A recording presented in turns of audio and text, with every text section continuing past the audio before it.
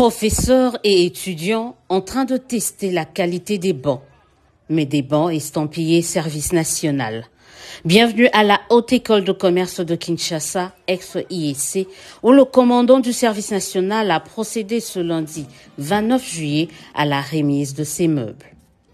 Le général-major Jean-Pierre Kasongo-Kabwik et ce service rattaché à la présidence de la République s'impliquent ainsi dans l'amélioration des conditions d'études des étudiants, une mission leur confiée par le premier bâtisseur, le chef de l'État Félix-Antoine Tshisekedi. Les soucis du chef de l'État, commandant suprême, à travers cette distribution de bancs et de voir les établissements d'enseignement du secteur public former la jeunesse congolaise dans les conditions permettant un bon apprentissage. Car de la bonne formation de la jeunesse dépend l'avenir du pays. Quelqu'un avait dit avec raison que le Zaïre sera demain ce que nous aurons fait aujourd'hui de sa jeunesse. Le temps d'épiloguer sur la baisse du niveau d'enseignement est dépassé. Il faut aujourd'hui que chacun joue son rôle là où il est, afin d'apporter sa pierre à la construction de l'édifice Congo. Cette dotation du service national tombe à point nommé pour cette institution qui vient récemment de terminer la construction de plusieurs nouveaux bâtiments. Ce don de banc arrive à point nommé car le comité de gestion de la Haute École de Commerce de Kinshasa vient tout juste de réceptionner un bâtiment réhabilité avec 24 auditoires qui nécessitait précisément un équipement en bien meuble pareil. En recevant donc ce don, nous faisons un pas de plus vers l'amélioration des conditions d'études à la Haute École de Commerce de Kinshasa.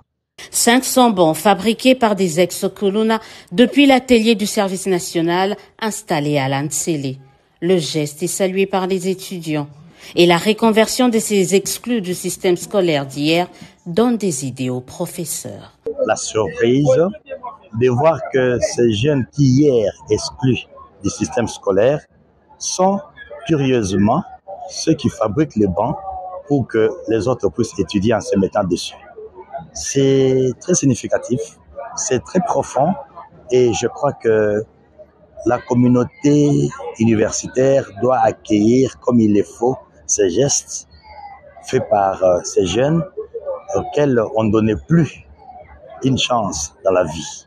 Le général-major Kasongo est en train de faire un travail et j'étais en train de me poser la question, pourquoi ne pas faire appel au service national pour rééduquer ces jeunes gens qui sont dans nos prisons?